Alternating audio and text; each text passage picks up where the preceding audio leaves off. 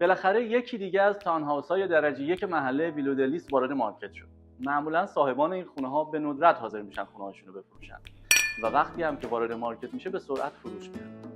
دلیل اولش لوکیشن، دلیل دوم نقشه عالی و دلایل بعدی رو من در ویدیو بهتون نشون میدم.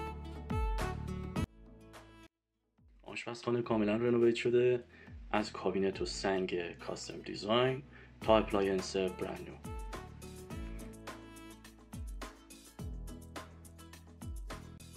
با طراحی اوپنی که این خونه داره، داینینگ ایریا به زیبایی در کنار لیوینگ روم قرار گرفته. اتاق نشیمن این خونه با این شومینه زیبا و کفپوش چوبی و این نور فوق‌العاده‌ای که همیشه از جنوب میگیره بسیار زیبا شده. طبقه دوم ساختمون 2 اتاق خواب جادار و نورگیر داره. یک سرویس 3 پیس باتروم و دومین اتاق خواب در این طبقه